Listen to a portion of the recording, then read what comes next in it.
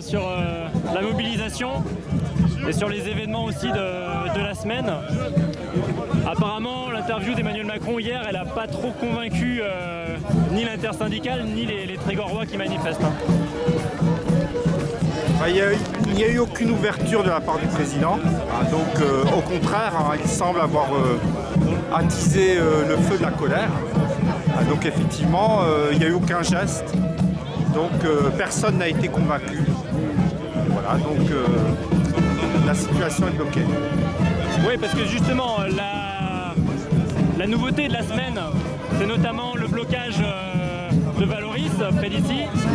On a des établissements scolaires qui sont aussi bloqués. L'IUT, le lycée, même l'ENSAT, l'école d'ingénieurs. Est-ce que vous avez déjà connu une telle situation? C'est-à-dire après 2 mois de mobilisation, on a un durcissement des actions. Disons qu'on a connu des situations effectivement de blocage, y compris dans les établissements scolaires. Mais sauf que là, il semble y avoir une montée rapide des tensions. C'est ce que l'on peut constater. Et donc,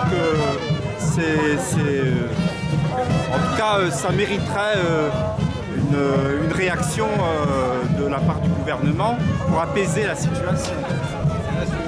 La réaction, c'est quoi? Qu'est-ce qui est toujours demandé? Qu'ils reprennent les négociations, qu'ils reprennent, que ce projet soit retiré. Ce projet, c'est plus un projet puisque maintenant c'est devenu loi, force de loi, mais que ce soit retiré et qu'on reprenne les négociations puisque l'intersyndicale a des propositions à faire. Donc c'est quand même incompréhensible que le gouvernement ne reprenne pas le fil de la discussion. Vous contestez ce qu'a dit Emmanuel Macron hier, qu'aucune contre-proposition n'avait été faite par les organisations syndicales. Mais c'est évident. Je veux dire, on conteste complètement. Il y a des tas de propositions depuis des mois, il y a des propositions qui sont faites. Mais elles ont été balayées d'un revers de main. Donc effectivement, non, c'est pas vrai. Qu'est-ce qui serait alternatif au report de l'âge légal de départ? Il y a d'autres sources de financement qui sont possibles. Ce serait par exemple augmenter les salaires, déjà, ça ferait des cotisations en plus. L'égalité homme-femme permettrait effectivement également une augmentation des cotisations. Taxer le profit des entreprises qui doivent aussi participer. Voilà, donc il y a des tas de solutions possibles. Il y a plus d'ambiance encore aujourd'hui que les dernières fois. Oui, les jeunes. C'est vrai que sur l'ambiance, on peut en dire un mot aussi. Ça a commencé, on va dire, assez piano, le 19 janvier. Il y avait déjà beaucoup de monde. Oui, il y a toujours eu beaucoup de monde. Dans l'ensemble, assez vite au départ, il y a eu beaucoup de monde. On sent que les slogans, les attitudes, les envies aussi, par exemple des salariés de venir ici, là, sur la zone Pégase, plutôt qu'en centre-ville, ça témoigne d'une envie, d'une tension qui monte, non? Oui, oui, je pense, oui. Et puis c'est la jeunesse là qui est en avant là actuellement, ça prend des proportions parmi les jeunes. Je crois qu'il faudrait que le gouvernement s'en inquiète vivement.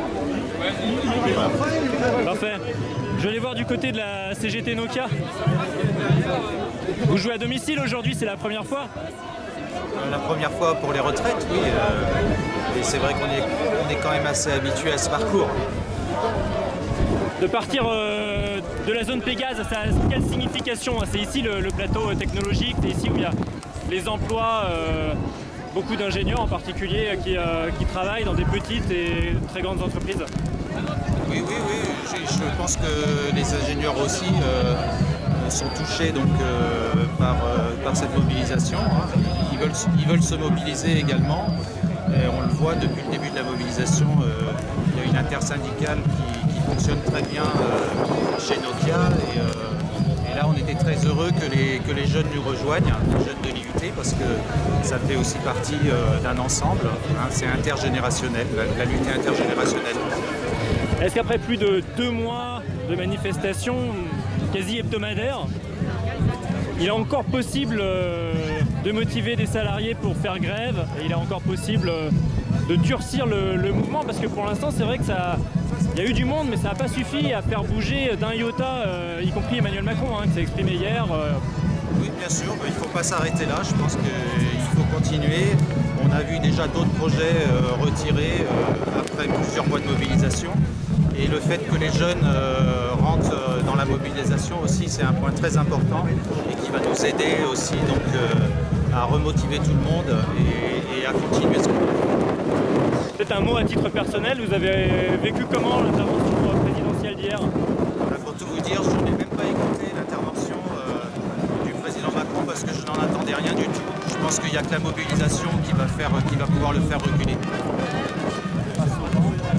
Et aujourd'hui, c'est satisfaisant comme niveau de mobilisation à Lannion? On n'a pas les chiffres encore, mais je pense qu'il y a la mobilisation est toujours aussi forte. Et oui, j'espère qu'elle va s'amplifier encore, mais on est très satisfait. Parfait, pour la tempête est en train de se lever aussi. Merci. Merci à vous.